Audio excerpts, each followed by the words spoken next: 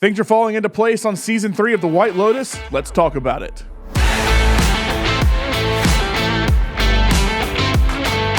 Hey everyone, John Lunsford here, and we are now 3 episodes into The White Lotus season 3, and we're learning more and more about the characters and their motivations as we inch closer to seeing who gets killed at the end of the season. So this episode starts with Victoria, played by Parker Posey, and she's dreaming about a tsunami and a crazy ocean as Jaclyn keeps watching videos about it on his iPad. I don't really know why, because he's like, this is the next beach over, and they're dying.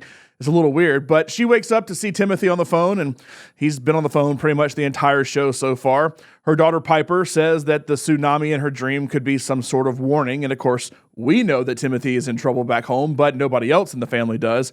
This plays out a little bit more as Saxon starts getting calls from work since he works with his dad, and that prompts Timothy to A, decide to finally give up all their devices, and B, basically become a drug addict like his wife, taking lorazepam to sleep, and we see him going back to the well for more that night.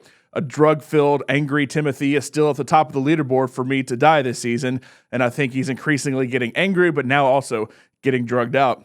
I'm still trying to figure out the angle with Jaclyn, Kate, and Laurie. The only real storyline we get within this episode, other than them wanting Laurie to hook up with their wellness coordinator, is that Jaclyn and Laurie don't like that Kate moved to Texas and voted for Trump. I'm kind of surprised they introduced a political element into the show, but we'll see if that keeps up or not.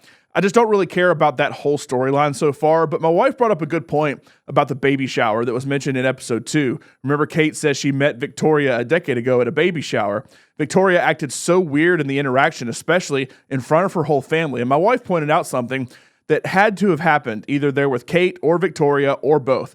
So if they're trying to build up Kate to be the bad guy of the group, which I kind of figured the whole time just kind of from the gossip angle, remember, Kate gossiped with Jaclyn, then Kate gossiped with Laurie about Jaclyn, and now there's this whole political angle introduced for some reason. There could be something there with Kate being involved in the storyline moving forward from the killing or being killed. Not that everybody in every storyline is involved in the killing, because it was very much focused around Tanya in the last season, and then is very much focused around the manager getting killed. And it doesn't mean that she's going to be involved in the killing, but obviously there's some kind of friction there, and it seems like Kate is more at the heart of it than any of the other 3.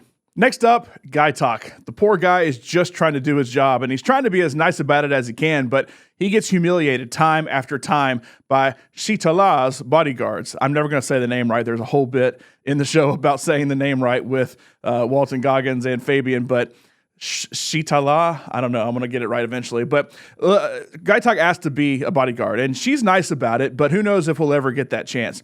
I can see him either A, trying to be heroic and getting killed, or B, snapping and pulling a gun on the bodyguards, which is what causes the shootout that we heard at the beginning of the show. I'm kind of surprised Mook hasn't been on it more. As big as Lisa is right now, I know the show's already been shot, but she just performed this past weekend at the Oscars and is having a really good solo career from Blackpink. So I'm still expecting her to be integral to Gaitok's story, but we'll see how much she's actually on the show, because I feel like she's kind of taking a back seat when I thought she was going to be a little bit more of a main character. We still haven't seen Jim, Shritala's American husband, but we have heard him mentioned multiple times. And when I think about the shootout and who could be involved, I am increasingly thinking about the sheer firepower we heard, and it has to be the bodyguards, whether they're in protection mode or they're actually the ones doing the shooting to begin with. Speaking of Shritala, we see Rick pose as a movie producer doing a location visit and uses that to try to talk to her. Fabian, the resort manager, is very nervous and shy and trying to make a good impression about wanting to sing some songs, but he's interrupted by Rick. We've already seen one manager get killed in season 1, and in season 2, the manager had their own storyline as well. So we'll see if Fabian is more involved down the line. It's kind of been surprising how he's taken a back seat compared to how the managers were in the first couple of seasons.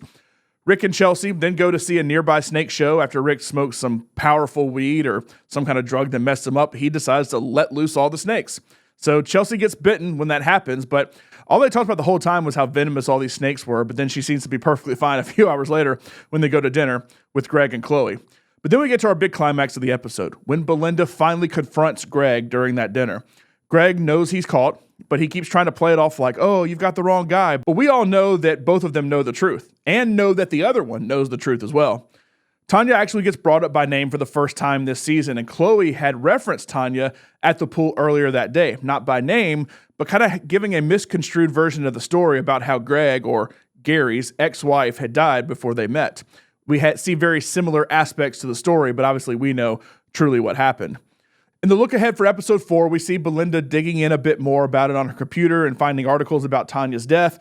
Although it's surprising she doesn't know more about it since it happened at a sister hotel in the White Lotus chain and obviously her deep connection with Tanya in the first season. I know Belinda basically gets left at the altar by Tanya as she chooses Greg instead, but still I think she'd know more than she does. All of this seems like it's going to come to a head next week when everyone somehow has been invited on Greg's yacht, except the 3 girls who continue to do their own thing on the side for now. It looks like they just go into town and party instead. It seems like Timothy and Greg are going to get acquainted on the boat because of a storyline now with Saxon and Chloe flirting with each other. As we've seen with Saxon, all he wants to do is go find somebody to get laid, and Chloe seems to be the perfect choice for him. We know Chloe and Greg, that's not really a match made in heaven, so we see Saxon and Chloe flirt a little bit here in this episode, and Saxon gets the whole family invited on the yacht. While I'm still leaning into the whole Gaitok and the bodyguards are responsible for the shooting for now, there is an angle with Greg, especially if Chloe does fully cheat on him, which it does seem like it's heading that way. That starts to involve at least Saxon and Timothy, if not even more of the family. I can see Jaclyn think, okay, I'm finally going to stand up and be a man and try to defend somebody. Maybe, Victoria's caught in a drugged out stupor and gets involved, or, Piper's the one I feel like is probably safe in that family. And we see her also go to a Buddhist temple and try to have a meeting with somebody and kind of gets denied, but sets up a meeting for later that week. Maybe that gets her out because we know it's only a week's time span from the start of the show until the shooting happens. So maybe that gets her out and she comes back after the shooting has happened. And also, with as close as Chelsea and Chloe are becoming, this also potentially involves Rick as well. So we're almost at the halfway point, and it seems like next week's episode is going to turn things up as characters leave the resort for a bit. So what do you think about the season so far, and who do you think is going to be involved in the killing at the end, either doing the killing or being killed? Plus, we haven't seen Belinda's son yet, and that's whose eyes we see the shooting from at the beginning of the show. So we'll see where that angle goes as well as Belinda starts to confront Greg more, and maybe her son gets involved as well. So we're 3 episodes in, can't wait for episode 4. Make sure to like this video and subscribe to the channel for more White Lotus talk, along with movie reviews, entertainment news, and more.